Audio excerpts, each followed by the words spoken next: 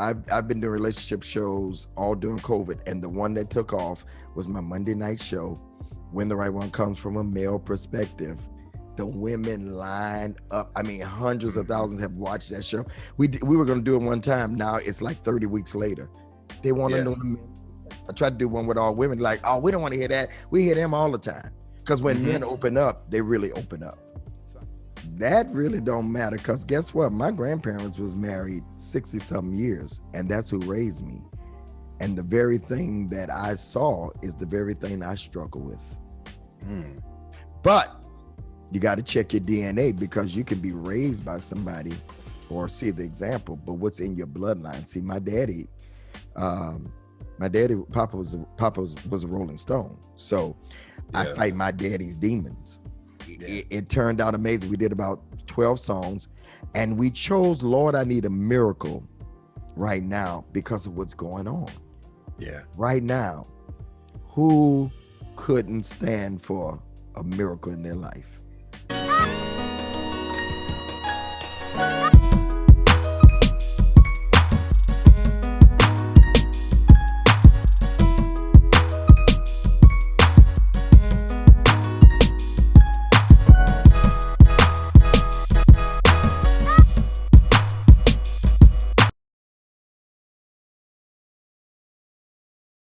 How did you get into ministry? When did that start for you? Well, I don't have like the preacher boy story like most preachers. They started when they were 16 or whatever. My mom, I grew up in New York until I was 9. My mom was a call girl, and my stepfather was an R&B singer back in the late 60s, 70s. And so my father asked me, could I go to my grandparents to live in Detroit? And just so happened, he was a pastor, and my grandmother was first lady. And that's how I came into the church. So I don't have that young preacher thing. I started in my 20s, and I ran from it because I saw what my grandfather went through as a pastor. I sat in deacons meetings and how they would handle him in church meetings. I'm like, I'm not doing that. I went into retail, became a retail manager. And then the call of God, believe it or not, I went through a traumatic situation relationship-wise, and that's when I accepted my call in my 20s. So I was a little late compared to my contemporaries. Yeah, because you hear the, I started at 6. Yeah. I'm like, what are you saying at 6 years old? What are you saying? So, it's just, you have those stories. So I love it when you get the authentic people who, I'm not saying that they're not authentic, but the people I who get just it. like their lives happen first and then this happens. Absolutely. So, and then you have something to say when your life happens first. And so in my 20s. Okay, got you. Yeah. So was it, again, you say you ran from it. Was it challenging to get started? Was it something that you, even when in it, you still kind of like try to veer away from? Or when you got in, were you in? No, whenever I decide to do something, whether a relationship, whether a job or career, whatever, I'm all the way in. So I went all in. Everything about me went all in. And then I had a great example through my grandfather. And I went all the way in. Not deep, but if I was going to do it, anything that I'm going to do it with my whole heart. So there was no struggle. I've never, ever in 35 years of preaching this year, ever felt like quitting preaching. Wow. I felt like quitting some of the people. And those we understand. If you could preach without the people, unfortunately, God sends you to the people. But you got to go to the people. Yeah, no, I went all the way in, actually. But again, I look at preaching differently. It's through all facets, like I'm doing right now. This interview will touch somebody's life. I'm preaching right now, not just standing up with 3 points and a poem and a closing and a hoop. If you do that, I look at it through my daily television show on the Word Network. I look at it through my relationship quotes and my relationship book and through music. So ministry has many facets. That's what I'm trying to say to this generation. You don't necessarily have to be a pastor or preach in the pulpit. There's all marketplace ministry, helping those in the marketplace, the spirits of mountains, entertainment, and all that. So yeah, you know, you grow and you learn that it's just not standing at the soapbox and saying repent. It's in all facets now. Right. Are you finding your male audience growing again? The male audience? Yeah. You know, my audience is more female, to be honest with you. Okay. Yeah, you know how you get your analytics from social media and all that stuff. I guess because I talk about relationship stuff. That's my other side, other than the music. So I engage more females. They're men, you know. I think they're there, but they just don't say much. But the analytics say that I really draw more women from their like 20s to like their 40s, late 40s. Okay. But yeah, the men are there. I get a lot of support from men also, but majority is women. It might be because I'm single too. That might have something to do with it. That might have a little something to do with it. They talk about the beard every now and then. It saves lives. Beer Whatever it lives. takes. Right. But no, even with my magazine, I found like my audience was almost split in half, male to female. And I'm like, it's a men's lifestyle magazine. What are y'all doing here? And then my female friends were like, we want to know what y'all are talking about. Yeah. So it's that kind of thing. I think it's kind of like across the board. Like they want to find out what men think. Because from a male's perspective, because we don't have so many outlets where we're actually like giving our voices and our thought processes. And it's funny that you mentioned to us. It's funny that you mentioned that.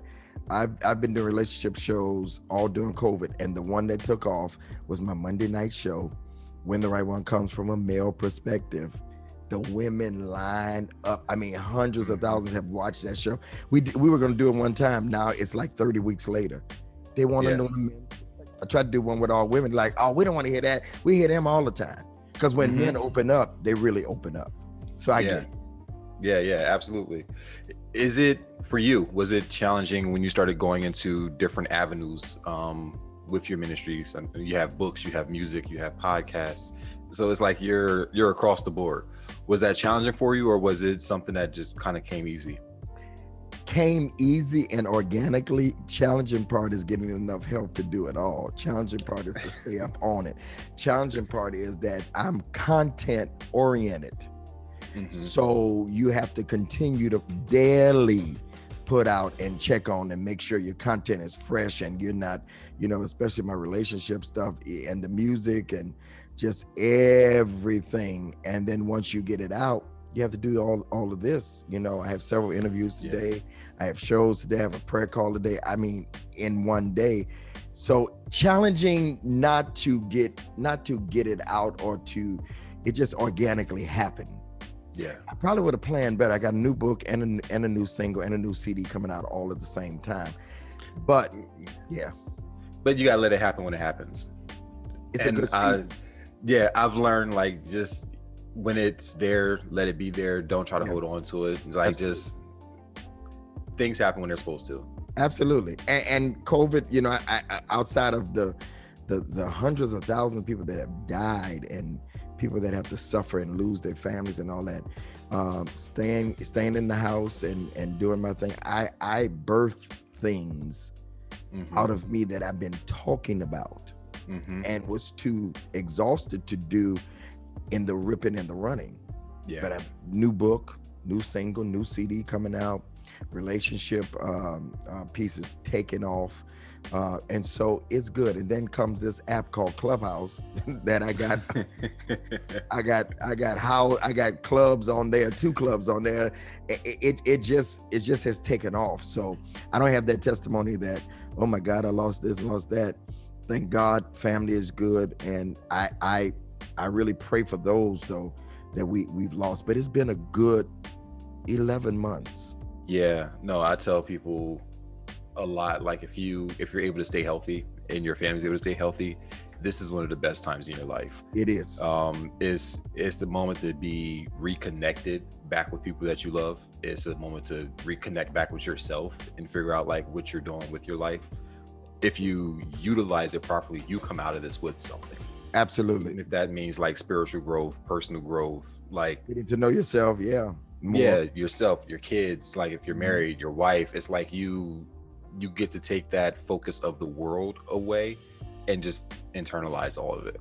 So and you might come out not married, because I'm finding that people are, when they were just shuffling through rooms and getting up, going to work, spend more time at work than they do literally with their spouse. Now you're at home with the kids and the spouse, and you got homeschooling, and you got a wife or a husband that you like, okay, hi, how you doing? Like, who are you? Yeah. How long we been married now? So you're who I married. Okay. Right. What do we do now? Right. It can go either way. It's like, and I think that made a lot of people uncomfortable in the beginning, because we're not used to spending that much time with ourselves. Mm-mm.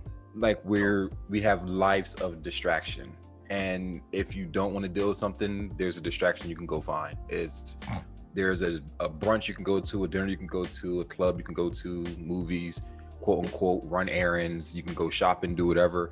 You can find something to do when you don't want to deal with you. When you get locked in the house, it's just you.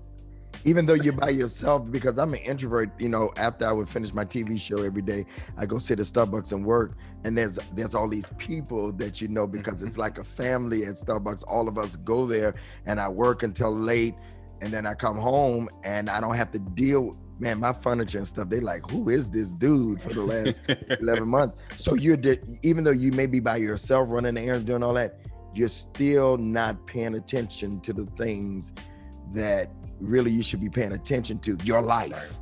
Right. And you're putting off decisions, and you're putting off things. And so, yeah, you're right. Yeah, absolutely. You started a clothing line with the Go With God clothes.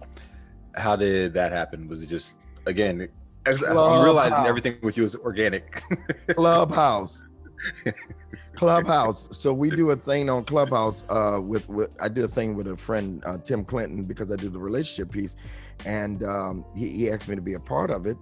And at the end of all of it, I would always say, when the couple go and they're gonna go in their DMs and get to know each other, I say, go with God. And so then I start going in these other rooms, and they start using it. Cora Jakes, Bishop Jakes' daughter, she was using it on. They're like, they're in there using your thing. I said, well, if they're gonna use my thing, I'm gonna birth, because I plan to have a clothing line, suits and all that as we move forward. But I'm like, I called my son up and said, we're going into business, and yeah, here we are. Go with God. It's there. And it's there. It's there. Because that's a message. It's whether it's a situation that's negative or something that's positive, like it's appropriate. Yeah. Like, go with God. Go with God. Just 3 words. That's powerful. It's powerful. And it could be a blessing to someone. I mean, you're saying to somebody, they may be discouraged, and hey, go with God. And the exclamation mark was kind of like a mistake, and then I kind of liked it. It just put some oomph behind it. So yeah. It's coming along. And then it brought me and my son. My son has a store in Lansing, Michigan, and believe it or not, it's a hair store. He's a man. He's selling hair, and so it's doing well. So he has other businesses in there. I said, man, let's go into business. Let's do it. So me and my son are doing it, which brought us closer together. Yeah. And that's another industry that I'm trying to convince more Black folks to get into. But I'm like, all your money's there. You're spending all your money there. Yeah. Right.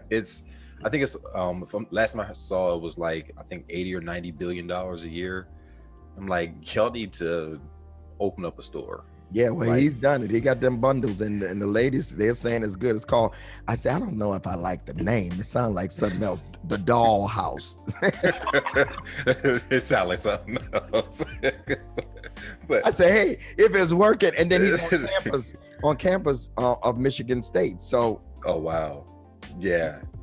There's the business. Yeah, he's there. Yeah, he's there. Yeah. That's dope. And he did that during COVID. How about that? See, I'm telling you, quiet time. Yeah. And it's just, which brings to your book, preparing and positioning for the right one. Do you find yourself being able to give more of that relationship advice to people? Like, because of what I've been through. Yeah, I've been through divorce.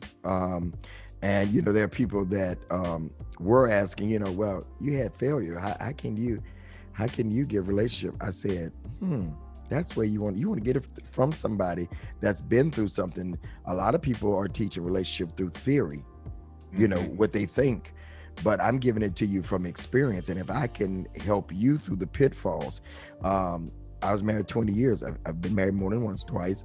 I was married 20 years to someone that we built our careers with each other. And we woke up 19 years later, and she woke up at 3:00 in the morning one morning. We had a major conference going on in Delaware, people all over the place, some famous names in Christendom, and I'm thinking everything going good because we shuffling through rooms. I have a house in Pennsylvania. I have a apartment in Delaware because I'm pastoring both places. And I have a loft in Detroit. I had a loft in Detroit because I was coming here every week for the Word Network. And she woke up, is like, what are we doing? Do you want me? I'm like, huh? And I sensed something, you know, but when I would come home on the weekend from the Word Network, we had nothing to talk about. Nothing. We business, the church, people, and our kids, and we were steady building stuff, starting churches, moving and doing things, business, and the very thing that I love, ministry, the church, you know, with my help, because I believe it was my fault because I was the man. I didn't stop it. We all play a part. And so now I want to prepare others not to make the same mistake, to find your balance in it. And so many times women say, I'm looking for my Boaz, figure in the Bible. I'm looking for my Boaz because Ruth found her Boaz. Actually, Ruth wasn't looking for Boaz. Ruth had been married 10 years to Naomi's son. He died. The father died. The other brother died. And she followed Naomi to her country. She took on her God. She took on her people. She took on her traditions. And she was mentored by an older woman, which is hardly done nowadays. You learn by trial and error. In my day, you went down to the church and the deacons were sitting around talking about marriage and talking about life and doing the car wash, the bake sale, the women on one side doing the bake sale, the men, you paying off. That's how we used to do it. Now, you hope you go to the barbershop and they're talking about something, or wherever somebody will pass it on. And so Naomi prepared her. And then one day she got up and went to the field and positioned herself. And she stumbled upon Boaz while she was already working.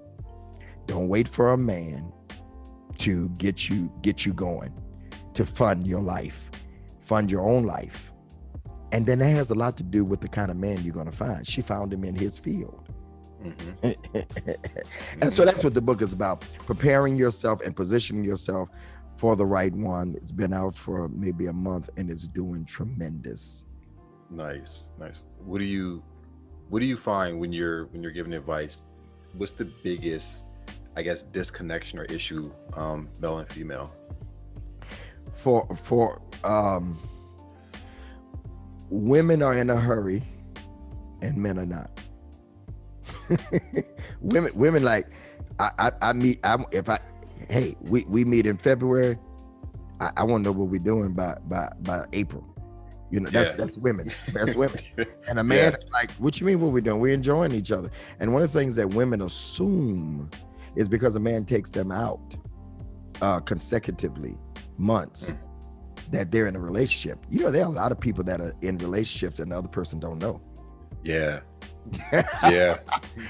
I mean, because you never had that conversation. Well, we've been going out for like 6 months. 6 months and you never say, hey, dude, what we doing? If you don't ask him, because a man, and you tell me if I'm wrong, a man can take you out every day, feel you, vibe with you, but never be ready to make that commitment. Until it's a conversation. And they may not be then. And you've invested your time. No. And I think, I had this conversation with some friends of mine. I think that a lot of our generation of guys, it's it's harder to be in relationships because we've seen so many failures at relationships that we're afraid it's going to be us. Yeah. And you go through relationships and you tell yourself what you aren't going to do because that's what you've seen. But there are very few positive examples and figures that we have in our immediate circles that we can say, okay, I can go talk to Mr. Such and Such because he's been through this, and you know his relationship has been 50 years, whatever. Like we don't really see that, and then we have these expectations that don't have examples. Right. So if they have examples, they're unrealistic. But I'm gonna say this: that really don't matter, because guess what? My grandparents was married 60-something years, and that's who raised me. And the very thing that I saw is the very thing I struggle with. But you got to check your DNA, because you can be raised by somebody or see the example, but what's in your bloodline? See, my daddy, Papa was a Rolling Stone, so yeah. I fight my daddy's demons. Yeah. Of I don't know how many brothers and sisters I have.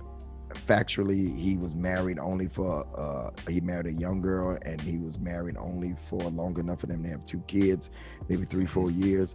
And so we fight other stuff inside of us, our daddy demons, our mama demons, and all that. So you can see it and you can talk to somebody, but it's even a fight. I encourage people to find somebody that you can talk to as an example, but then really at the end of the day, you have to work out your own demons. yeah, absolutely. Yeah. All right. Lord, I Need a Miracle, your new song. Or it's the album, I'm sorry. No, it's actually the single. The album will be out in March. All right. Nice. Yeah. So how did this happen? It says you were live, you were recording, and this came out. No, so 14 years ago, I did the same thing. It's called Today Is Your Day for a Miracle. That's what the whole CD is going to be called, Today Is Your Day for a Miracle, Volume 2. I did it 14 years ago during a conference that I had. And believe it or not, I'm not really a singer like that. I just love old gospel music. Now, we do it all at my church. I love all gospel music, CCM, traditional, urban, rap. I love it all. But I think there's some names that are gone now. Bishop G. Patterson, Ronald Brown, they did the old church stuff.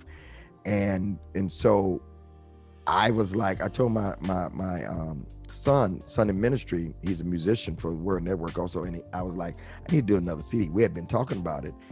And I'm like, this is the time to do it. I got time, and we were going to do it in the studio, kind of live vibe. And my pastor's one of the largest churches here in Detroit, Triumph, he said, use our auditorium. Just so happened the auditorium looks like the graphic from 14 years ago. Big auditorium, movie theater with old-fashioned chairs that connect. It looks exactly like it, except he has an LED screen. So I'm bringing new with old. I don't dress, I didn't have a suit on. I don't dress like that. I had some sneakers on, and so, and some jeans, and just went for it. And it turned out amazing. We did about 12 songs, and we chose Lord, I Need a Miracle right now because of what's going on. Yeah. Right now, who couldn't stand for a miracle in their life? Really. And so we led with that single, and people are really picking up on it and like, yeah, I need a miracle. I think if you're going to come out with any music, you should study the times in which you're in, and the song should match the times. It's good old-fashioned church. Even those that don't listen to gospel music, they get up on Sunday morning and say, I need me some church music. And believe it or not, they want the old stuff. We love Kurt. I love Ty and all the young guys. But it's funny to me how we're going away from the traditional music, and you go to Anthony Hamilton concert and he's going down the aisle with the tambourine having church. You go to Fantasia and she preaching, and you go to Charlie Wilson, and Charlie Wilson gonna do a praise break, which is one of my favorite artists. But we're trying to take out from the gospel music genre and be what we think they are, and they're trying to reach back. Charlie Wilson is doing prayers on Sunday morning during the COVID. you know, inspiring people. Yeah. And the song that he received a Grammy from was the church song. He said, I never received a Grammy. It was I'm Blessed. Yeah, I'm Blessed. So, yeah. So that's how. That song. Huh? I love that song. Oh yeah. See what I'm saying? Yeah. Right. Yeah. And it's like you said, I think for me, it's a nostalgia thing. So when I hear like a Mississippi Mass Choir, it takes me back to church with my grandma. Mm-hmm. So, you know, James Cleveland songs, I grew up in a house hearing them. It's something, it's those, that sound, it speaks to your soul, like into the guts of you. Yeah. You know what I mean? So it's something that while I, again, love the Mary Marys, the Kirk Franklins, Anthony Browns, I love it. But something about like that sound is just so driven, and it's like it's done to speak to your insides and get to that gut of how you feel. It'll bring you to tears if you're in the car at the wrong time. That's what I'm saying. I had some. It's funny you say that. Somebody that works in Washington D.C. She does stuff for the NAACP. She's a lobbyist, and she called me. A friend of mine, Zena Pierre, and she's a pastor too. She's like, Bishop, I have this song on repeat. Lord, I need a miracle right now. She said, because I need one. And I'm like, that's what I'm talking about. We all do. I love Stomp. Stomp is going to make you stomp. Yeah. But when you talk about the soul, you know what I'm saying? Yeah. Mm-hmm. And Kurt has some soul stuff too now. Don't get me wrong. But it speaks to the time that we're in. J.J. Harrison has a wonderful new song out. You're going to live to see it happen. It speaks to the time that we're in right now. And then it becomes transformative because it doesn't just have to stay now. It's whatever that moment it becomes, you know what song to pull up for that moment. James Cleveland still works. Lord, do it for me right now. it still works. When? Right now. Right now. Do it for me right now. Right now. Yeah.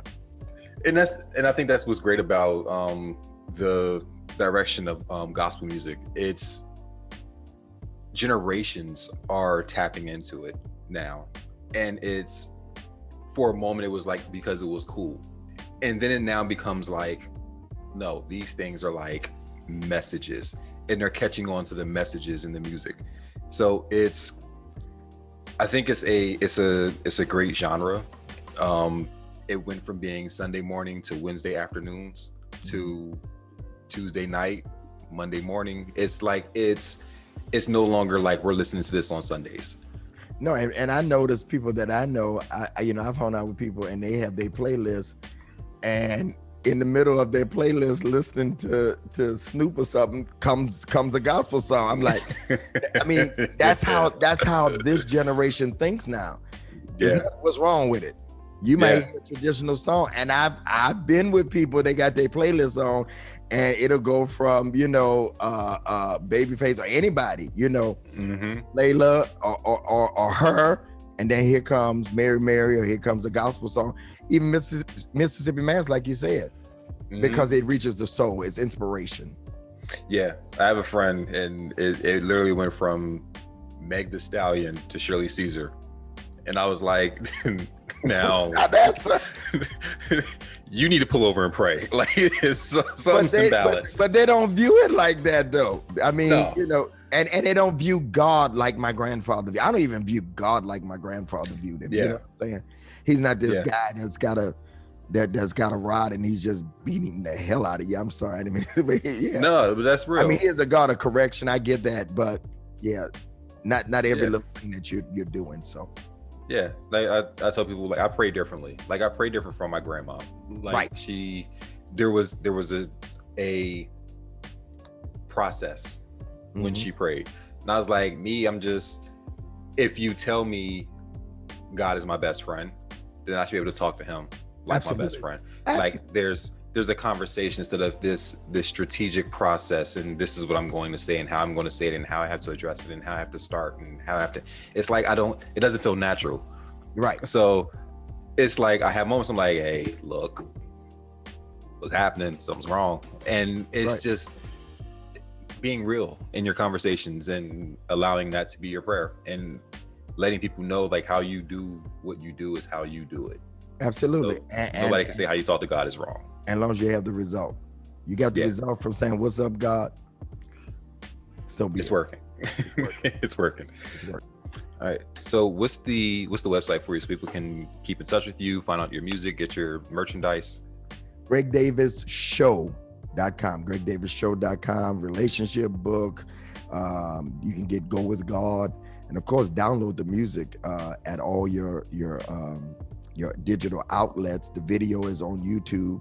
The video will keep you shouting at Bishop Greg Davis. Lord, I need a miracle right now. And social media at Bishop Greg Davis. YouTube, when the right one comes. 300 videos of relationship there. Thank you so much. It's been an amazing talk. I enjoy it. No, absolutely. I look forward to speaking with you more, and definitely gonna get into this song and grab one of them sweatshirts.